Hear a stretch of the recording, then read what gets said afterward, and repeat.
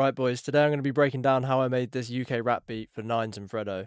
I'm going to start off by breaking down the sample, and then I'm going to put some drums on it. So first of all, I've just set the BPM to 174. For UK rap beats, you want it usually between 170 and about 190. The sweet spot is usually about 180, but I went a little bit slower on this one. So the very first thing that I added was these chords. I just got a one-shot from a kit by AYN Sounds, and this is what the one-shot sounds like.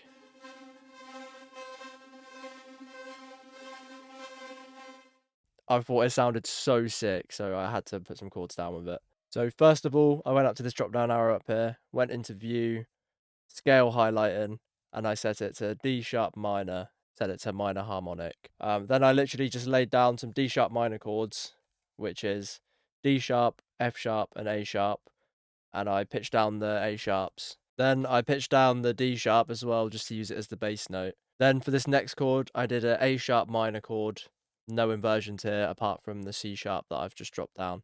Then for this third chord, this is where I actually use the harmonic minor scale. So as this is in... That's not the right scale, is it? Right, I was wrong. It's actually A sharp minor. So this third chord is where I actually use the harmonic minor scale. So as this is an A sharp harmonic minor, what makes it the harmonic minor scale is that you have a semitone below the root note in the scale. So the root note in the scale is A sharp because it's A sharp minor. Then the added note is the A. So I've gone down to the A, and then I've added a C and a D sharp. Just gives it a really dark sound. The scale's really good for making dark melodies. And then for the last chord, we've got an A sharp minor chord again, but I've just inverted the F. So over here, you've got the 1, the 3, and the 5. I've just pitched the 5 down. And then again, like I've done for every other chord, I've just pitched down the bass note. And on this last one as well, I just added the F in at the top as well as at the bottom. So this is what the chords sound like all together.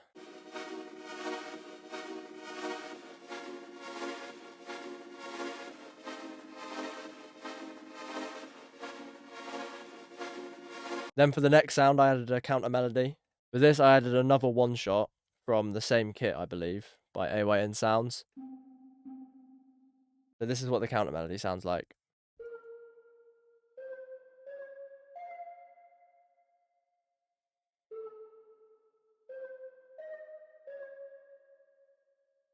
So it's super simple. I've literally just started off by going up in the scale.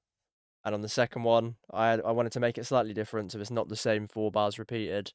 And instead of going to the F, I've just gone down to the C sharp. So a tip to making counter melodies if you struggle with them is to literally go through the notes in the chord. So you can see here we've got the chords on the different track, and we're just going to make a little counter melody quickly.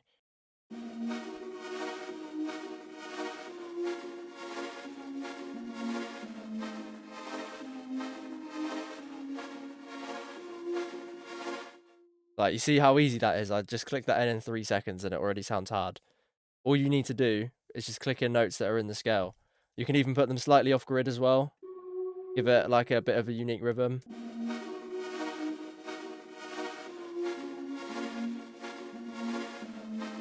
Honestly, doing them like this is just so easy. So next, I added another counter melody, and I'll just play it with the chords. So it's, again, another one-shot from the same kit by AYN Sounds. One-shots are slept on. You do not need VSTs. You can just get one-shots. You can find so many one-shot kits on Reddit. There's plenty of people on Instagram that you can find make great one-shots.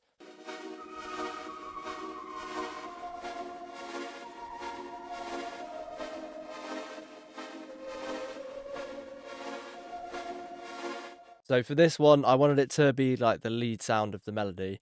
So I went for something in a higher octave, a more higher pitched sound compared to this counter melody here.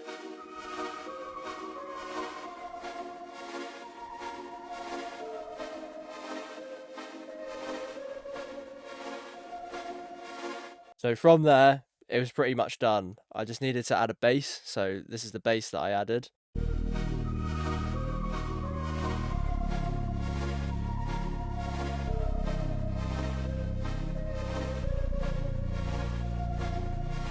It just follows all the root notes of the chords. Really simple. And this is also a one shot from the same kit. I didn't realise I made this whole loop from this kit. So the last sound I added is just a synth that just plays on every chord. Just one note on every chord, just to make it sound a bit more full.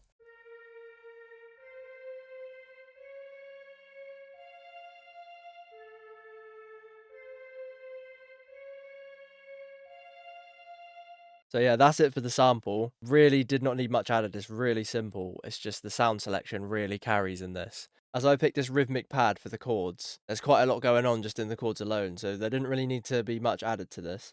Also, this is something else I didn't mention, but I've just thought of it. If you can whistle out your counter melody in your head, that means it's good enough to get stuck in people's heads. Because if you can't whistle your counter melody, how is it supposed to get stuck in people's heads? How are people supposed to go around with that stuck in their head, whistling it all the time? You've just got to make it simple. So yeah, let's go make a beat with it. Right, I'm just going to chop up these stems of the sample, because if I make it in the same project, it'll probably crash. If you know me, you know first thing you do before you even make the beat is put on T-Rack's classic clipper. The best clipper in the game. Just love it.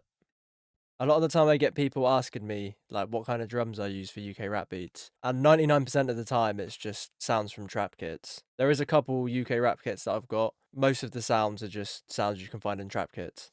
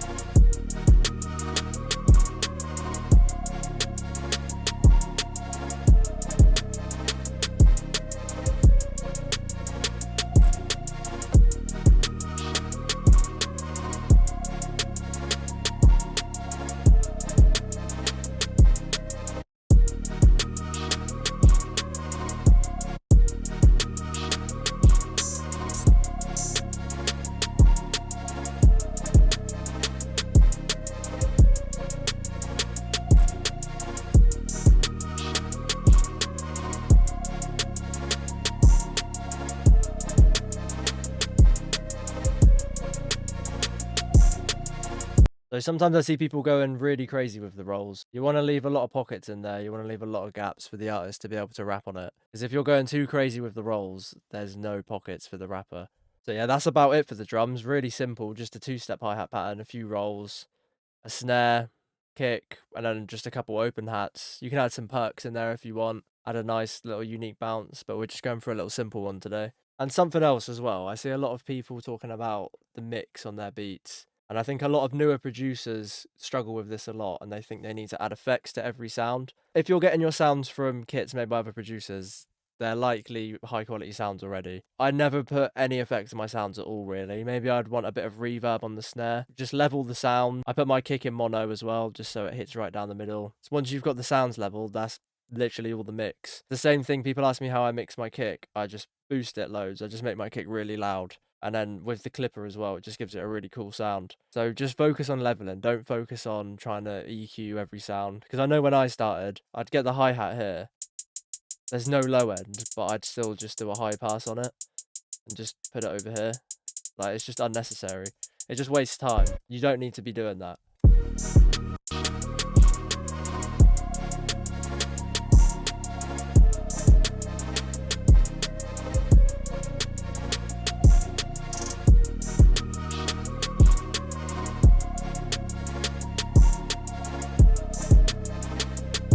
So yeah, something else if you didn't know, a little shortcut. If you've got all your drums in one pattern here, click on it, split by channel. Because I know as well, when I started, I didn't know that, so I'd go into the pattern and I'd be like, right, I need to go copy the hi-hats out and then make a new one. Really don't need to do that. So a pretty common arrangement you'll see in a lot of beats is to have the 16 bar intro. So you've got the main intro here, and then you've got another 8 bars where you can add some more elements in. So here I've added the counter melody, I've added a snare just to build it up into the main part. And then here I've got the hook, so you can decide what part you want the hook, or you could have the verse here and it goes into the hook. But yeah, I'll put 16 bars here for the hook, then I'll do another 16 for the verse, and then I do a middle 8 section. A lot of people don't do this, but I quite like doing it, where all the drums die down. So it's basically like a bridge into the hook, and then it leads up into the hook again, and then the verse, and I bet I just repeat the whole thing, and then I'll just finish with the hook usually, or I'll copy this whole thing over. But for this one, I'm just going to drag the hook over again. I've got a riser when it leads into every section. So to differentiate the verse and the hook, I've taken out the counter melodies for the verse. I've also added a riser and taken out the hi-hats when it goes into it, just to differentiate them a lot. You can feel where it's moving. So yeah, that's it for this one. Super simple one. This is the finished product.